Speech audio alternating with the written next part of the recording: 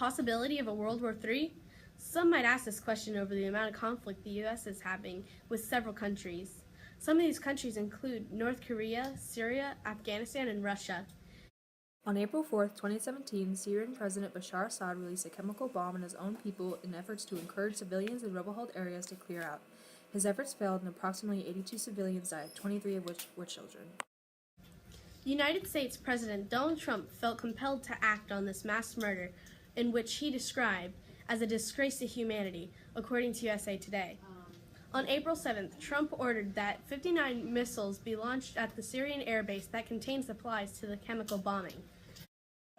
The 59 missiles were released, only 23 landed in the intended areas. Despite trying to avoid any casualties, 15 died in the U.S. missile launch. The strike was intended to deter the regime from using chemical weapons again, in a statement made by U.S. Navy Captain Jeff Davis.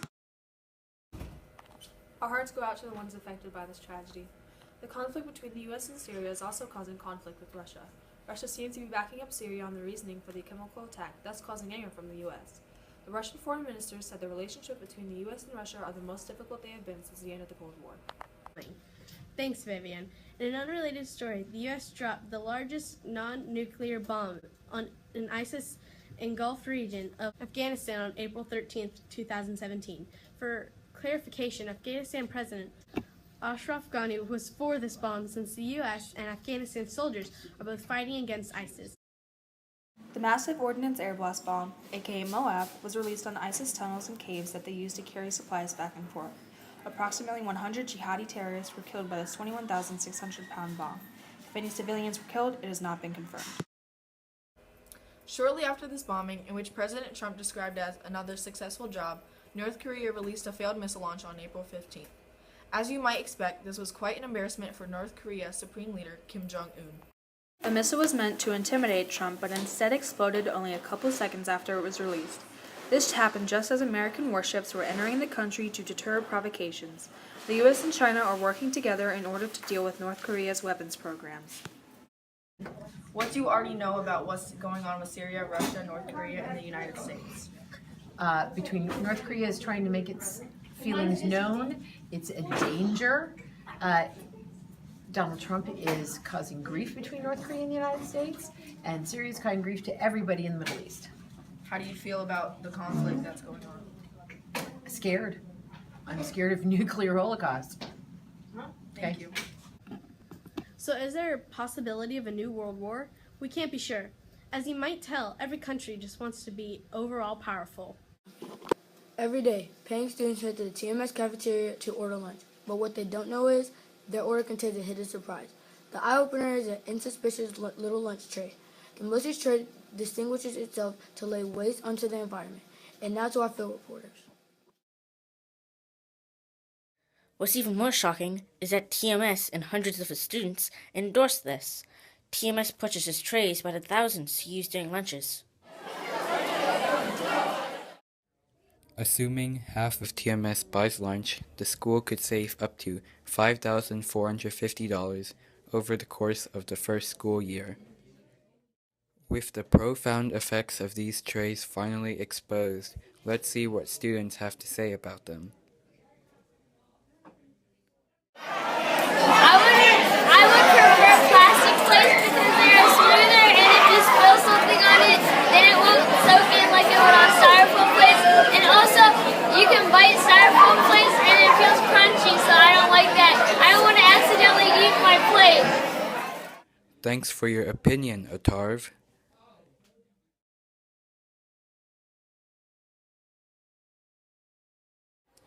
And going by the lowest cost in each instance, a plastic tray will pay for itself in 15 weeks. Now a styrofoam lunch tray can cost anywhere from 7 to 10 cents.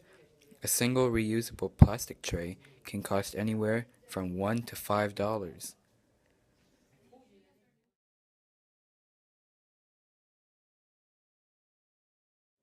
Given that the same amount of TMS students purchase lunch, around 85,000 styrofoam trays would be thrown away annually, a huge amount.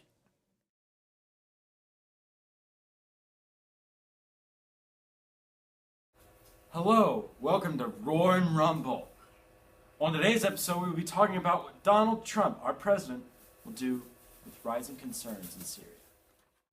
Recently, the U.S. decided to take action on the leader of Syria, Assad. Assad's furious unleash of chemical weapons caused few casualties, but even more injuries. The U.S. responded by launching cruiser missiles on a Syrian airfield, destroying it successfully. The United States and Syria didn't have these big clashes in the past because the United States put down a red line, but due to Assad's chemical outbursts, it was enforced heavier. Reports tell that Assad has allegedly been doing this for years, even with the implement of the U.S. red line, although former President Barack Obama did not enforce it heavily. Luckily, Trump has a great administration and cabinet, so he can make the most educated decision, although he had a higher disapproval rate. Former anchor of Roaring Rumble. So, David, what do you know about Syria? I know that we are doing everything in our power to make the corrupt government not there anymore. Do you believe that Assad will have to step down from his position? No, he will not step down. His head will come down. Whoa. Do you believe that Trump is doing everything he can in power to stop Syria and Russia? Oh yes. Regulations and everything, checks and balances, we're keeping everything good. Are we supposed to worry? Are we going to worry about? I'll edit it out.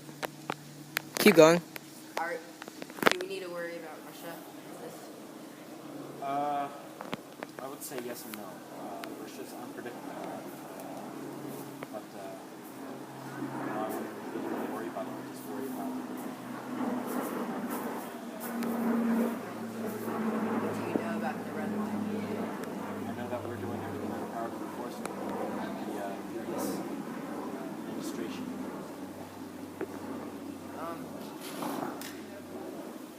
Do you think Assad, if he doesn't step down or die, will do this again? Absolutely. Yes. Thanks for your time, David. That was David Murray, speaking on his knowledge of Syria. Russia has economic ties with Syria and access to the Mediterranean Sea, so the Russians have allied with them to gain access to an important port.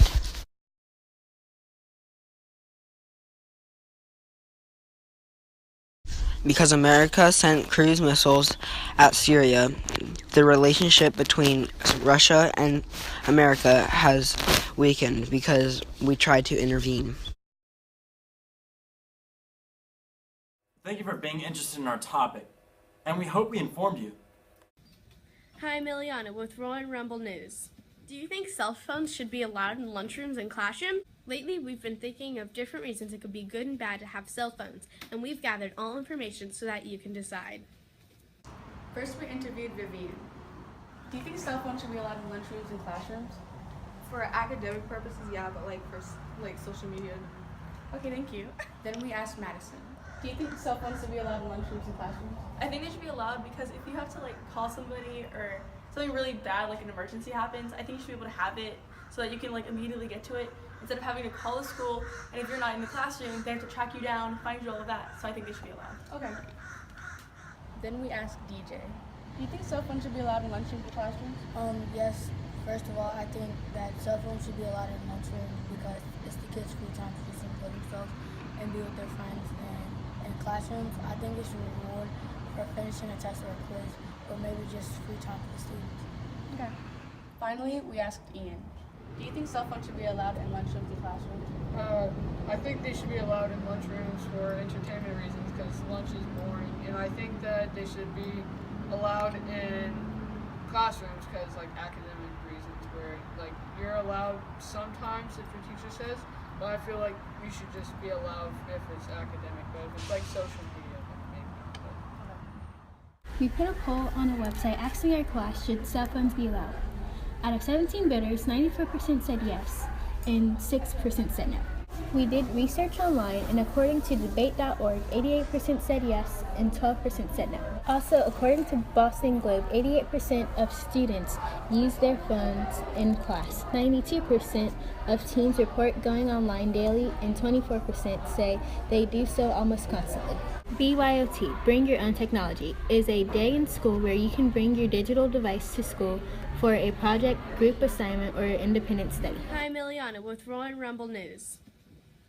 A Tale as Old as Time has returned. The animated classic Beauty and the Beast has returned to theaters in live action. The new movie went to theaters on March 17th. It has received a 71 like rating from Rotten Tomatoes. That's great.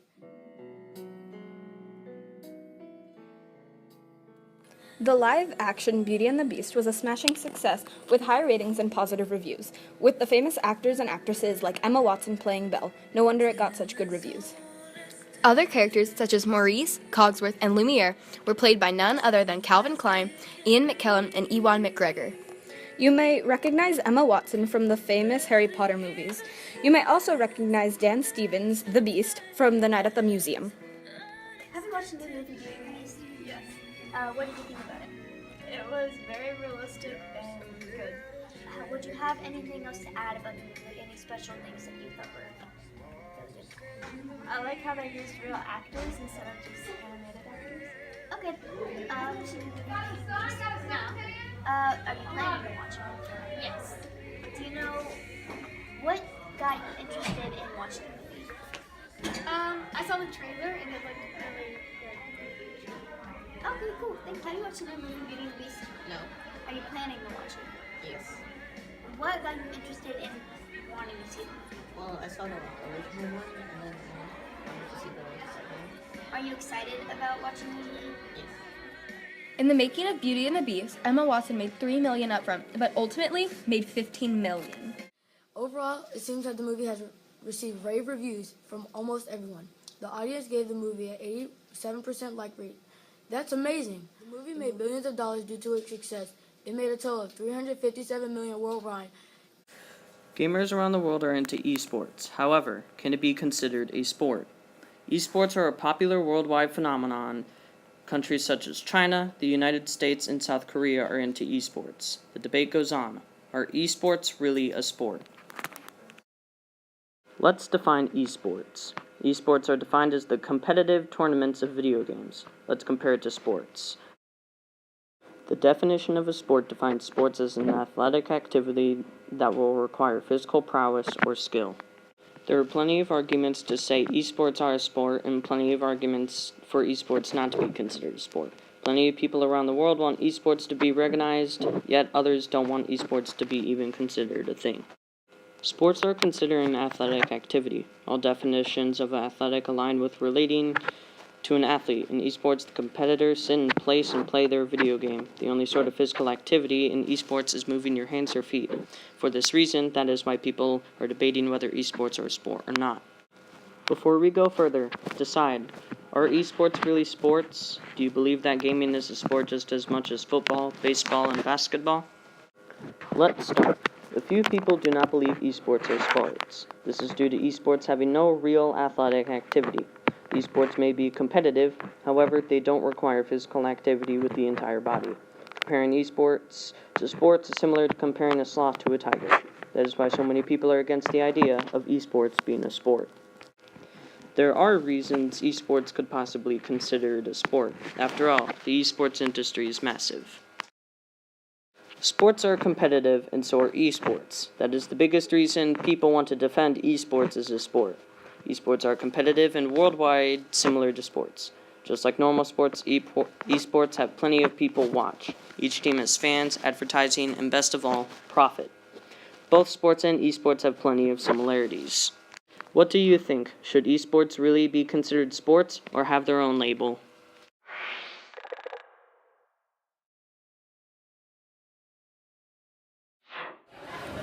What is your opinion on communism? To me, it's a failed ideology of government that sounds like a good idea on paper. Like, basically it's the idea that the state owns everything and everything is given throughout to the people. So like, say if somebody's in need, then his fellow neighbor will help him out, and as in return, he will help his fellow neighbor out. That's basically the ideology of it. But because of like propaganda and how these governments work. Like look at North Korea and China and stuff. Basically, that means that they like hide their propaganda. Like China allows you to use the internet, but like they can block some sites easy so that you don't get propaganda out. Why do you think that America may be heading towards communism? Mostly because there's a lot of socialist ideas in the government right now, and there's been a lot of misuse of power. So with this misuse of power, that could eventually do them wanting all the power. Basically, communism gives the state control. So with the state getting control, they gain even more control. So they might want more control to it. So that might be why they want to go to communism. Other stuff like Obamacare, giving out like free health care for the most part to certain people, like making it like a right or whatever, that can also lead to communism or socialist ideas. Do you think there is a way to stop the spread of communism in the U.S.?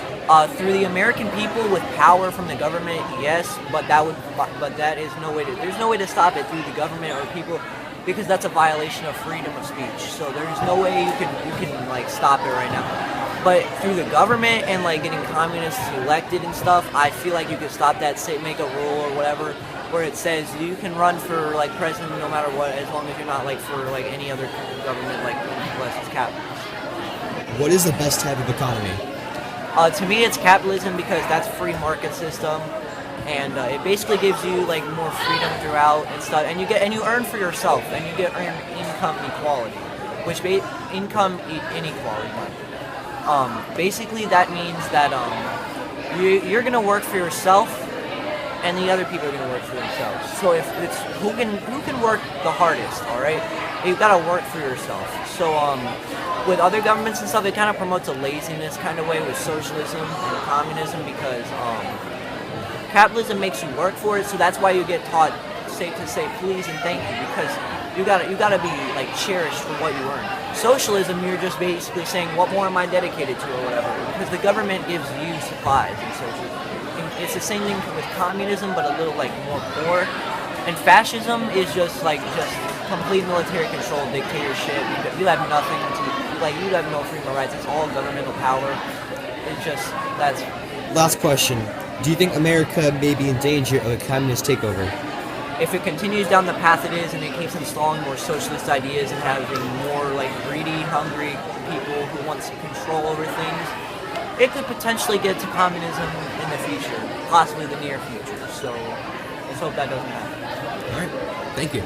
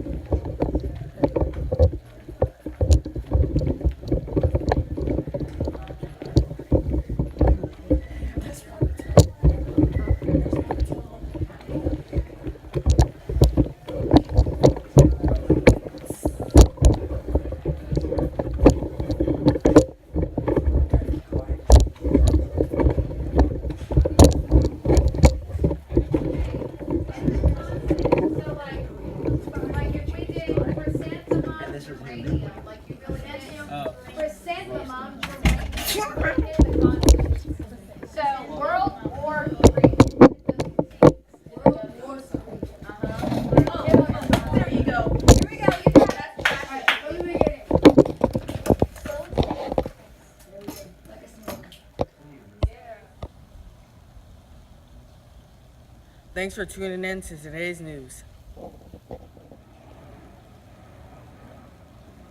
Thanks for tuning in to today's news. Many names slipped late in this year's draft, even as projected top 10 players, like the national championship winner Deshaun Watson slipping to number 12. Now back to our field reporter Ian Smith. The NFL draft is very shocking, with Myles Garrett being picked number 1 and the number 1 quarterback Deshaun Watson being picked number 12. Now to our field reporter Ian Smith.